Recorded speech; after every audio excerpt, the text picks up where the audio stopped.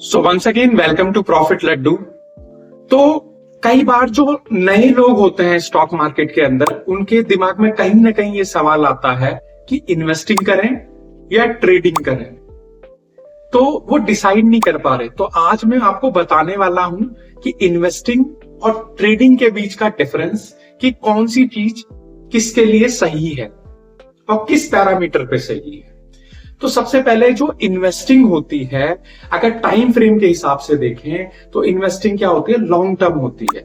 यानी कि किसी भी शेयर को आप अगर 1 साल से ज्यादा समय तक के लिए होल्ड करके रखते हो तो वो इन्वेस्टिंग के अंदर आ जाता है। जबकि जो ट्रेडिंग होती है वो क्या होती है, अगर आप किसी स्टॉक को शॉर्ट टर्म के लिए रखते हो, यानी 1 साल से कम समय तक के लिए रखते हो, तो वो ट्रेडिंग के अंदर आ जाता है। जो इन्वेस्टिंग होती है उसका जो ऑब्जेक्टिव होता है वो वेल्थ क्रिएट करने का होता है, बड़ा पैसा क्रिएट करने का होता है। जबकि जो ट्रेडिंग होती है उसका जो ऑब्जेक्टिव होता है वो शॉर्ट जो प्रॉफिट्स होता है उसको क्रिएट करने का होता है। जो इन्वेस्टिंग होती है उसमें फोकस होता है फंडामेंटल एनालिसिस पे। जो ट्रेडिंग होती है उसमें फोकस होता है टेक्निकल एनालिसिस पे। और जो इन्वेस्टिंग है उसके अंदर जो फंडामेंटल एनालिसिस होता है उसमें रेशियोज और रिटर्न्स आते हैं। जैसे रेशियोज में आरओई, रिटर्न ऑन इक्विटी, जिसका मतलब होता है कि जो कंपनी है इन्वेस्टर के पैसे पर कितना पैसा बना रही है। आरओसी मतलब रिटर्न ऑन कैपिटल एम्प्लॉयड, क्या कंपनी अपने पैसे को इफिशिएंटली यूज कर पा रही है या नहीं कर पा रही है। या उसमें जैसे पी रेशो होता है कि कंपनी अंडर वैल्यूड है या ओवर वैल्यूड है। या डेट टू इक्विटी रेशो होता है, कहीं कंपनी पे कर्जा तो नहीं है। या उसमें 3 स्टेटमेंट्स होती हैं फंडामेंटल एनालिसिस के अंदर। या कैश फ्लो स्टेटमेंट, भाई कंपनी के गल्ले पर पैसा बच रहा है या नहीं बच रहा। या बैलेंस शीट, एसेट और लाइबिलिटीज के बारे में, कंपनी पे एसेट कितने हैं, लाइबिलिटीज कितनी है। या प्रॉफिट लॉस स्टेटमेंट, अरे भाई कंपनी प्रॉफिट बना रही है या नहीं बना रही है। तो ये सारी चीजों के बारे में हम इन्वेस्टिंग के अंदर जो फंडामेंटल एनालिसिस होता है उसमें पढ़ते हैं। अब ट्रेडिंग के अंदर क्या करते हैं, ट्रेडिंग के अंदर आता है टेक्निकल एनालिसिस। और टेक्निकल एनालिसिस के अंदर क्या आता है, प्राइस एक्शन, कि प्राइस ऊपर को जाएगा या नीचे को जाएगा। कॉल खरीदूं या पुट खरीदूं। कॉल मतलब प्राइस ऊपर को जाएगा, पुट मतलब प्राइस नीचे को जाने को कहते हैं। उसके बाद में वॉल्यूम मतलब बायर्स और सेलर्स के बिहेवियर को समझना, कि बायर्स ज्यादा हैं तो मार्केट ऊपर को जाएगा, सेलर्स ज्यादा हैं तो मार्केट नीचे को आएगा। तो ये वॉल्यूम के थ्रू पता चलता है। उसके बाद में इंडिकेटर्स, जिसमें एसएमए, सिंपल मूविंग एवरेज, जो क्या बताता है, हमें मोमेंटम बताता है, स्टॉक का ट्रेंड बताता है कि वो ऊपर की साइड है मोमेंटम या नीचे की साइड है। दूसरा आरएसआई, जो हमें बताता है कि स्ट्रेंथ कितनी है स्टॉक के अंदर, कि वो किस स्ट्रेंथ के साथ में आगे की ओर बढ़ रहा है या नीचे की ओर जा रहा है। उसके बाद में तीसरा एमएसीडी, जिसमें मूविंग एवरेज जो होता है क्या होता है, कन्वर्ज एंड डाइवर्ज, यानी कि रिवर्सल को बताता है कि स्टॉक एक निश्चित ऊंचाई पर जाकर कब नीचे को आएगा या नीचे जाकर कब ऊपर को उसमें रिवर्सल आएगा। तो ये एमएसीडी के थ्रू पता चलता है। उसके बाद में और भी बहुत सारे इंडिकेटर्स है, बॉलिंगर बैंड्स हैं या सुपर ट्रेंड जैसे इंडिकेटर्स है, एडीएक्स जैसे इंडिकेटर्स हैं। तो ये सारे इंडिकेटर्स टेक्निकल एनालिसिस में यूज होते हैं। उसके बाद में जो इन्वेस्टिंग होती है उसमें क्या होता है, रिस्क बहुत कम होता है। जबकि जो ट्रेडिंग होती है उसमें रिस्क थोड़ा सा ज्यादा होता है।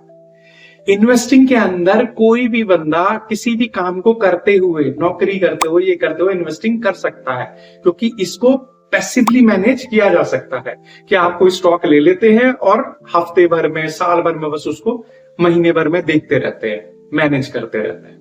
जबकि जो ट्रेडिंग होती है उसके अंदर आपको एक्टिवली पार्टिसिपेट करना पड़ता है, तो वो ट्रेडिंग के अंदर होता है। इन्वेस्टिंग के अंदर क्या होता है कि 1 साल से ज्यादा समय तक के लिए रख दिया आपने स्टॉक, है ना। ट्रेडिंग के अंदर 1 साल से कम वाला हो गया। इन्वेस्टिंग कितने तरह की होती है? ये दो तरह की होती है, एक वैल्यू इन्वेस्टिंग, दूसरा ग्रोथ इन्वेस्टिंग।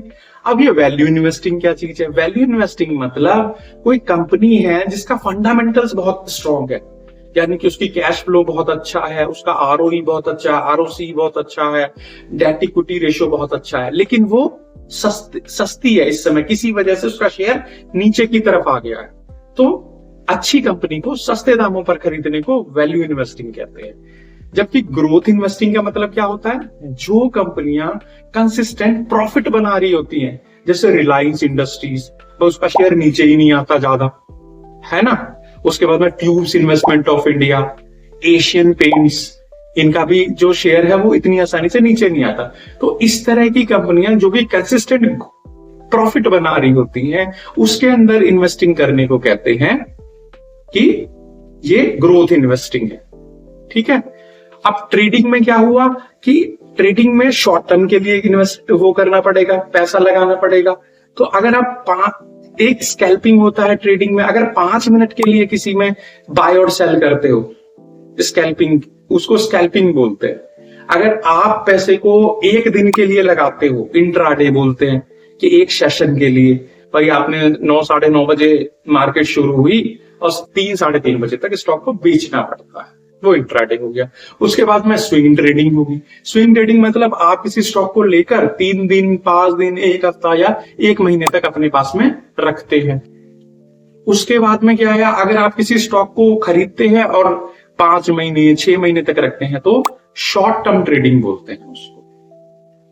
उसके बाद में जो इन्वेस्टिंग होती है उसमें ट्रांजैक्शनल फीस कम होती है, एक ही बार लगती है। जबकि आप ट्रेडिंग करोगे तो भाई अगर साल भर तक करोगे तो हर दिन ट्रांजैक्शनल फीस लगेगी और ओवरऑल वो ज्यादा। तो ये बेसिक डिफरेंस थे इन्वेस्टिंग और ट्रेडिंग के बीच के। तो जिस तरह से आपके पास समय हो उस तरह से आप चुनाव करें, ट्रेडिंग या इन्वेस्टिंग का। दोनों को कभी मिक्स ना करें कि ट्रेडिंग भी करेंगे इन्वेस्टिंग भी करेंगे। अगर एक चीज करें उस तरह की ही साइकोलॉजी के साथ में इस मार्केट के अंदर एंट्री करो और उसी तरह की चीजों को आप लर्न करो, पढ़ो उस तरह की चीजों को।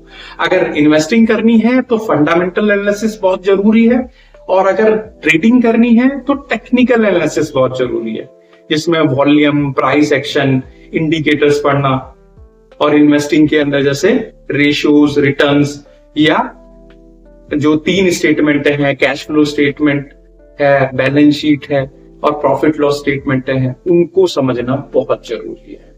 तो ये इन दोनों के बीच का मेजर डिफरेंस था। अगर आप मेरे चैनल पर नए हो तो या सब्सक्राइब कर लो, पुराने हो तो लाइक और शेयर जरूर करो, और अगर स्टॉक मार्केट से रिलेटेड आपका कोई क्वेश्चन है किसी भी तरह का, यार जरूर मतलब उसको कमेंट करो।